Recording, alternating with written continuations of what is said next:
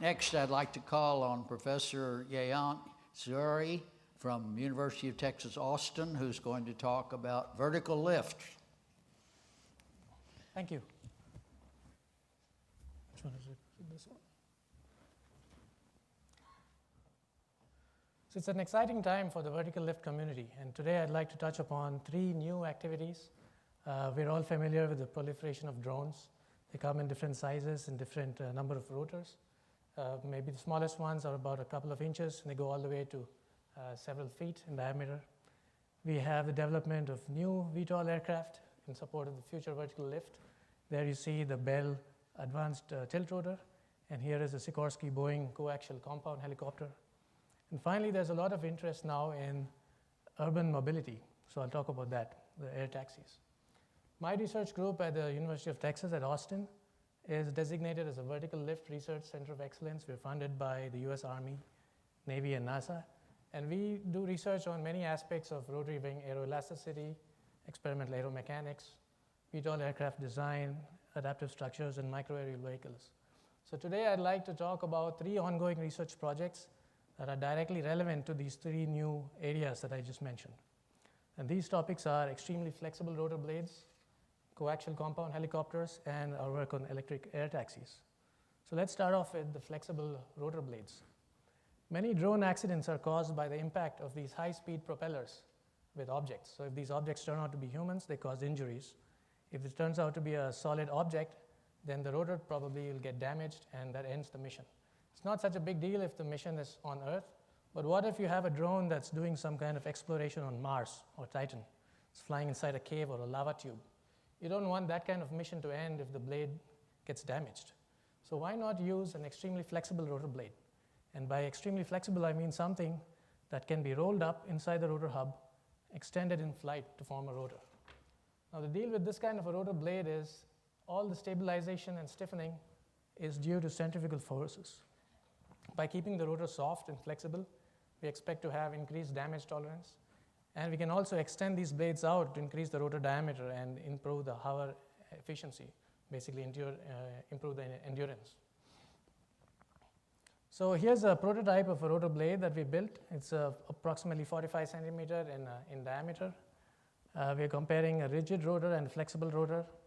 And a measure of the flexibility can be in terms of this non-dimensional torsional stiffness here. You see that between the rigid rotor and the flexible rotor, there's 3 orders of magnitude. So the flexible rotor is 3 orders of magnitude softer than the rigid rotor. Here's another sketch of it. In this case, this is one of our early designs. We have a mass located at the tip of the blade. Centrifugal forces on this tip mass stabilize the blade and give you passive twist tailoring. Here's a picture of it in flight, and you can see that it's stable out there. The deal with these blades are that they're prone to aeroelastic instability. And by that I mean that as you change the rotor speed and collective pitch, you could get into some kind of oscillation that you don't want. And that can be captured in terms of this stability map. At high pitch and low speed, it's stable. And over here, it's unstable. Obviously, we want to increase the region of stability. And here's a little movie that shows you what I mean. You see the rotor blade is stable here. There's a strobe light illuminating it as it spins. And suddenly, this instability sets in. As you increase the rotor pitch, collective pitch, the frequency of that oscillation decreases, and it becomes stable again. So we obviously want to work in a region where it's stable. And to understand where that stable region exists, we need to do an aeroelastic model. So we need to develop a mathematical model of the system. So for example, if you look at the restoring moment on this thin ribbon, which is our rotor blade, due to an axial force, which is the centrifugal force, it has 2 components. This is a typical component that you see for any shaft in torsion. And over here is a second component which dominates our behavior, and that's completely due to centrifugal forces. So incorporating this kind of thing gives you a stiffness for the whole system, and you can use that model to come up with mode shapes and natural frequencies. So you see here are the 3 mode shapes. These are the in-plane mode, flapping mode, and the torsion mode, and they're all very highly coupled because of the complicated nature of the dynamics. And here you see the natural frequency as a function of rotational speed. Over here you see these 2 modes coming close to each other, and that means that energy can be transferred between these two modes, and that's our source of instability. So now we can use this model to identify where our blades are stable and design better blades. But the next question is, how efficient are these blades? So we did some performance measurements, and you see here aerodynamic efficiency as a function of the rotor thrust. And the flexible blade and rigid blade are right on top of each other. So they have exactly the same efficiency, same thrust capability, and that's very promising. So what's next? So we're going to design better blades and put them on some specific drones to see how they perform, get quantitative measurements of their damage tolerance. And the very interesting question is, can it be scaled up to bigger helicopters? Can we use this, for example, to eliminate the tail rotor or even the main rotor for big helicopters? So that's a theoretical study we'll be doing. The next topic are coaxial compound helicopters. So before we get into this, I'd like to explain what is the issue with a helicopter rotor in edgewise flight. So this is a typical conventional rotor. It's flying forward. As the blade goes around, it sees a higher velocity on the advancing side, lower velocity on the retreating side. So there's this periodic change in tangential velocity. As the forward speed further increases, you see that there's a large region here of reverse flow. Advancing side has more lift, retreating side has less lift. So the rotor thrust vector gets shifted to the right of the rotor disc. But we want the aircraft to fly straight and level. We can't support a big rolling moment. So we need to use cyclic blade pitch control to move this rotor thrust vector back to the rotor shaft. So essentially by doing that, we are throwing away all the lift here on the advancing side. We're just throwing it away. And the lift is now concentrated on the front and back of the rotor disc. And because of that, this has a very poor lift to drag ratio, or effective lift to drag ratio is reduced. Now for a helicopter rotor, you can define the lift to drag ratio like this. This is a ratio of rotor thrust to a combination of the drag and the torque. And if you look at this chart here, different types of lifting systems as a function of speed. A pure helicopter rotor can manage maybe 5 to 6. That is the lift to drag ratio. Whereas a fixed wing can go up to 15 or 18. Right? So a conventional rotor is limited to about 160 knots. That's about 180 miles per hour. So that's where we really are interested in compound helicopters, where you can go much faster. So here's an example. This is a coaxial counter-rotating rigid rotor. If you have this system like this, they're both on the same axis. They're rotating on the same axis, but in opposite directions. So in the upper rotor, you have the advancing side over here. Lower rotor is the advancing side on the other side. And you can now support lift offset, which means you can move the rotor thrust outboard, and the rolling moments on each rotor cancel. So you can make better use of the high dynamic pressure on this rotor system, and therefore get a better lift to drag ratio. So we talk in terms of this lift offset, which is the offset of the rotor thrust from the rotor shaft. But now you have to be careful that these two blades don't hit each other, because they're taking a large bending moment and they're very closely spaced. So that's a big challenge. Also, another aspect of this situation is that you use additional propeller here, gives you auxiliary thrust, so you completely offload the main rotor from producing thrust to overcome the drag. So we built some scaled models of this rotor system. There's the scale model here. We tested it out in the Glen L. Martin wind tunnel. That's a test section with my graduate student here. And we made many measurements of the performance and vibratory loads of this rotor system. So here's a video. You see the wind flow coming from the left. And as the upper rotor is spinning, this is the advancing side. The blades are flapping up due to the bending moment. The lower rotor has the advancing side on the left side, and it flaps up due to the increased bending moment. And you see the separation between the blade tips here is much less than it is on the other side. That's a big limitation for this kind of a system. As you go faster and faster, those blade tips are going to come closer together, and it'll limit your ability to do any kind of maneuvering flight. So that's a challenge that we need to address. So let's look at some results here. The results of this wind tunnel test. If you look at a situation where the rotor thrust is right on the shaft axis, we're looking at advance ratio and lift to drag ratio. For some reason, the labels have all disappeared. But so as you increase the advance ratio and go higher and higher in rotor thrust, you see that the effective lift to drag ratio starts decreasing. And here at an advance ratio of about 0.5, the lift to drag ratio is about 6 for this kind of rotor system. Now when we start applying a lift offset and start moving the rotor thrust outboard, you start seeing that as you increase the lift offset and go to higher advance ratios, the lift-to-drag ratio actually increases. So right now here at a lift-to-drag ratio of, we get up about approximately 9. Right? So comparing these two situations, we see that in our earlier case with no lift offset, we got a lift-to-drag ratio of about 6. And now with a lift offset of 20%, we get a 50% increase in cruise efficiency. Right? So that's the real advantage of having this kind of system. So what's next in our coaxial studies? Can we further increase the cruise speed and lift-to-drag ratio? Remember, the limitation here is that blades shouldn't come close to each other. They shouldn't be hitting, so that's our limitation. The big issue also is increased efficiency comes with increased vibration. Now we have two sets of rotors, they're rigid.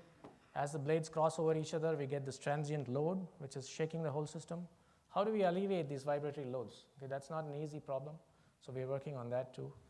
And now also there are lots of spinny things on this helicopter. There's two rotors, there's a fuselage, and there's a propeller. How do all these things interact together? So these are our future areas of study. So our final thing I want to discuss is electric air taxi. So about over a year ago, Uber released this white paper that makes the case for an on-demand VTOL urban air taxi system. And they want it to be electrically powered. Over 35 designs have been proposed. So there's a lot of excitement in Silicon Valley now. You can go and read about all these designs on this website here. This particular design here got a venture capitalist funding of about $90 million. Right, so there's a lot of money in this area. The partner cities have been identified, Dubai and Dallas-Fort Worth, which is very relevant for us here in Texas. First demonstration is planned for 2020. Right? So they want to put these things, these vertiports, on different tall buildings, maybe in downtown Dallas, and use that to do their demonstration. So let's look at a nominal mission profile of one of these things. So you start off by taking off. You hover for about a minute, climb to altitude. That's probably about 300 meters or so. And then you cruise at 150 miles per hour for about 20 minutes. So this gives you a range of approximately 60 miles. And then you slow down again, descend for 2 minutes, and hover and land. So obviously for operation in this urban environment from rooftop to rooftop, we need to have this VTOL capability. But this mission is really dominated by the cruise segment. Right? The aircraft spend most of its time in cruise. So the high lift-to-drag ratio is more important than a high hovering efficiency. Now, and if you recall this chart here about the lift-to-drag ratio as a function of speed, you see that a helicopter doesn't do too well. So a conventional helicopter is not the solution for this kind of mission. We really want to have wings for flying cruise, but something like a helicopter for taking off and landing. Right, so this opens the door to numerous innovations. And many of these companies have come with different types of innovations. At UT, we are looking at some out-of-the-box, unconventional configurations, purely from a research point of view, to identify what are the research challenges and how can they be overcome. And our important considerations in this particular mission are, of course, safety. This aircraft operates in close proximity to people and buildings. It needs to have low noise because it's in an urban environment. And of course, it needs to have low cost and be reliable. So one of our sample configurations that we came up with has no open rotors.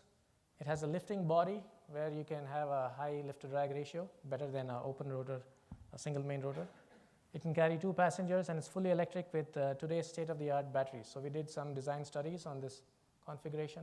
It's in a very early stage, so I don't have any drawings to share with you now, but we do have some estimate of weights and performance. So the payload it can lift is 200 kilograms. That's 2 passengers. And the gross weight comes out to be just about 1,100 kilograms and has a really big battery on there. To give you an idea of what kind of performance this can achieve, here's a map of Dallas-Fort Worth area, and you can see with a 100-kilometer range, that's 60 miles approximately, you can cover the whole urban area. And similarly with the Austin area over here. Right? So what's next in this area? We are going to look at a further substantiation of these different concepts in terms of what are the assumptions we made while calculating our performance. And then we're going to build some subscale prototypes and test it in our wind tunnel and in free flight. And then we're going to work with autonomy, because the key to the safety of these kind of systems are autonomy. So with that, I'd like to thank you for the opportunity to speak here today, and also thank my sponsors, my graduate students and collaborators, and the UT ASC EM department. Thank you. Thank you very much, Jayant. Questions from the audience?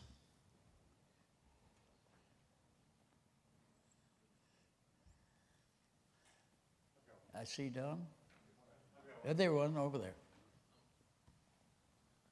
I was wondering, besides the use for a taxi, has there looked into the feasibility for an ambulance service using these kinds of aircraft? I think if it's able to perform this mission, it can certainly perform the mission for an ambulance. So it would be ideally suited for that. Anyone else? Buzz?